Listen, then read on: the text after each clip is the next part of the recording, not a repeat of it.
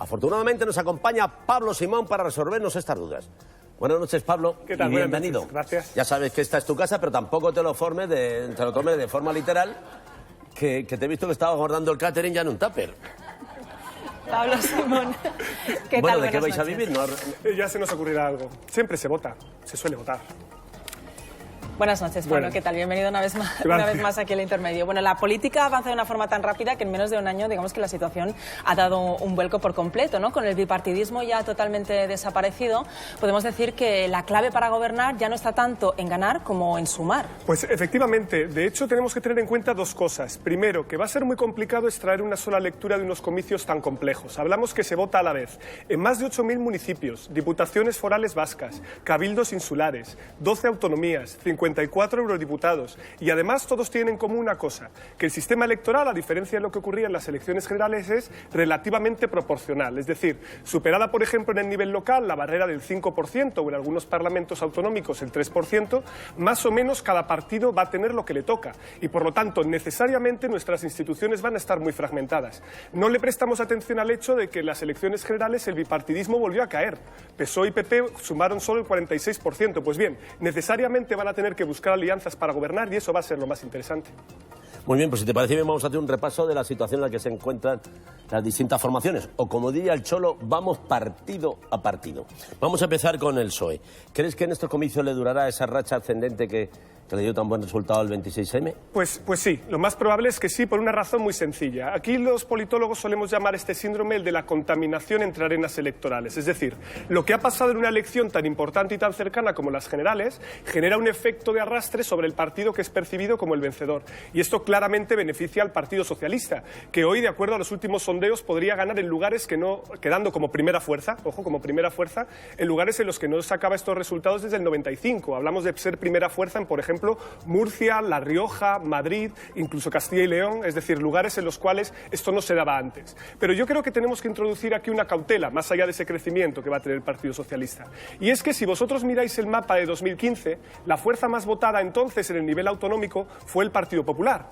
Pero lo importante es que luego se pudieron conformar pactos y alianzas por las cuales los socialistas pactaron en algunos sitios con regionalistas, con Compromís, PRC o con Podemos. Y esto le permitió ganar gobiernos autonómicos. Por lo tanto, aquí lo interesante es saber si el Partido Socialista sabemos que va a crecer y seguro que va a tener mejores resultados que en el año 2015, ¿lo hará lo suficiente para compensar las pérdidas que pueden tener sus socios de bloque? Pues eso es lo que nos gustaría saber. Eso, claro, si lo supiéramos entonces no haría falta votar, pero lo bonito de las elecciones es que no lo sabemos hasta que se abre.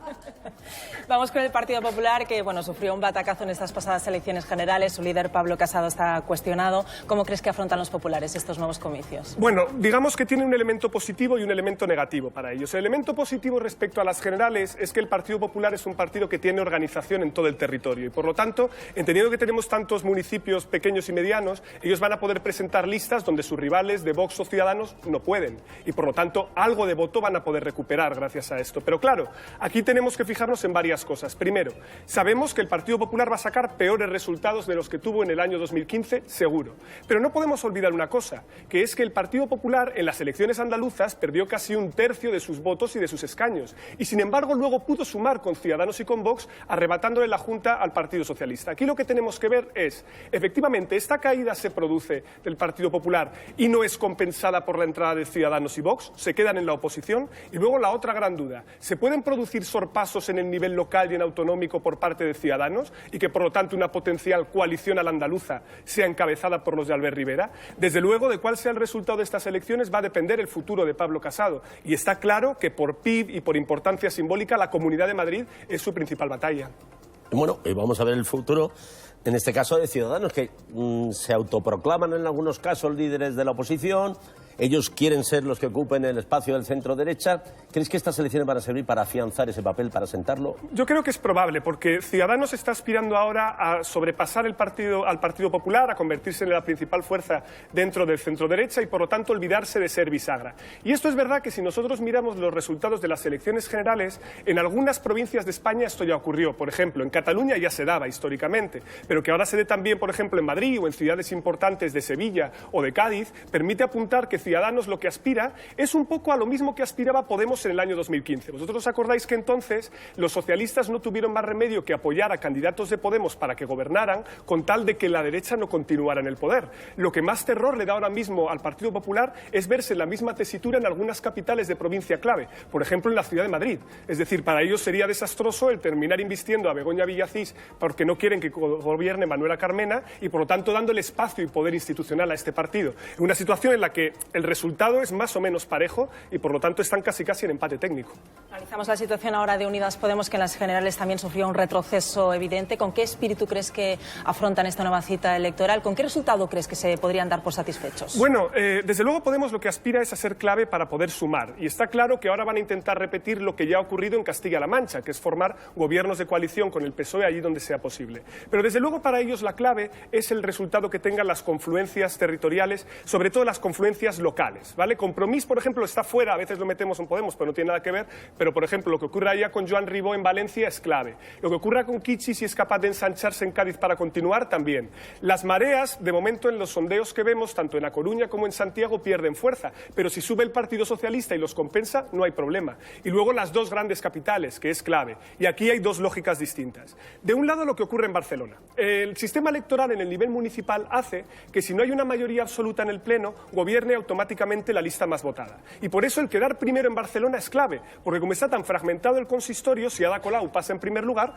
casi seguro será alcaldesa, porque no habrá una alianza a la contra. Pero en Madrid no. En Madrid impera la lógica de bloques y casi todos los sondeos apuntan que Manuela Carmena pasará de ser segunda a primera fuerza, como no fue en las pasadas elecciones. La clave está en saber si podrá sumar, porque puede darse una paradoja, que es que Manuela Carmena sea la alcaldesa preferida por los madrileños, pero si estos no salen masivamente a votar, finalmente ocurra que puedan sumar una coalición a la andaluza encabezada tal vez por Begoña Villacís.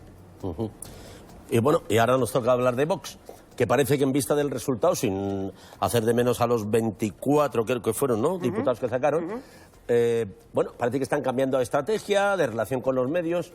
¿Qué crees que va a pasar en estas elecciones? Bueno, yo, en primer lugar, como bien decías, yo no les haría de menos. Ir de 0 a 24 diputados, de 0 a 2,6 millones de votos, no está mal. Y como parece que no son claves para gobernar, no le damos importancia. Pero yo lo que haría es fijarme bien en aquellos sitios en los que tiene una implantación territorial más fuerte. Y sabemos que Vox, por ejemplo, tuvo en las generales bastante buenos resultados en Murcia, en Andalucía, Castilla y León, Castilla-La Mancha, Madrid y la Comunidad Valenciana, sobre todo más en la provincia de Alicante. Claro, esto hace que vaya a conseguir concejales y probablemente diputados en esas circunscripciones y que ellos ya han dicho claramente que si entran y desde ellos depende, facilitarán un gobierno encabezado por el Partido Popular. Por lo tanto, podemos ver una vez más que el escenario de la andaluza se repite si estos consiguen entrar con suficiente fuerza. Es verdad que Vox tiene un problema, que es que la mayoría de las veces no tiene candidatos muy conocidos en el nivel local, algunos incluso con vinculaciones con partidos falangistas, etcétera. Por lo tanto, eso también le puede hacer de menos en algunos sitios, porque hacer un partido de cero nunca es fácil.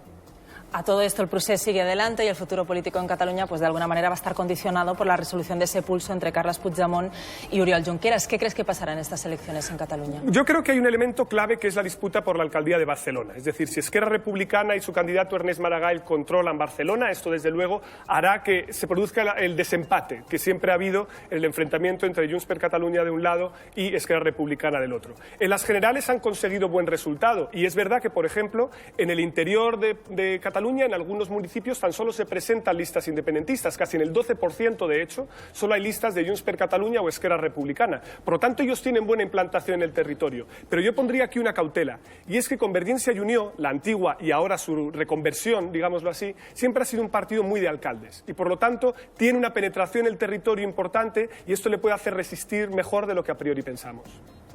Bueno, en cualquier caso parece que el escenario está muy abierto. ¿Qué crees que no podía decantar estas elecciones? Yo creo que la clave de estas elecciones va a estar en la participación electoral, y por una razón. Sabemos que los ciudadanos, cuando hay elecciones muy seguidas, se suelen cansar y no acercarse tanto a las urnas. Y además sabemos que, por desgracia, porque estamos ante unas elecciones muy importantes, porque estamos decidiendo servicios públicos básicos como educación, sanidad, dependencia, que es competencia autonómica, sin embargo, muchas veces la gente percibe que son menos importantes estas elecciones y, por lo tanto, se abstiene más. Hubo una participación electoral masiva en los últimos comicios, 75%. Calculamos que ahora la participación puede caer entre 5 y 8 puntos. Si la izquierda ve un mapa rojo y piensa que ya está todo ganado porque lo tiene sencillo, corre el riesgo de desmovilizarse y quedarse en casa. Y esto lo que terminaría implicando es que la derecha, que puede movilizarse más, sobre todo estoy pensando en Ciudadanos, que sin lugar a dudas es el que más movilizado va a estar, podría ganar gobiernos. Por lo tanto, hay que estar muy alerta. Los dos bloques están más cercanos de lo que parece y quién de los dos bloques se abstenga más en la siguiente elección yo creo que va a ser el elemento decisivo.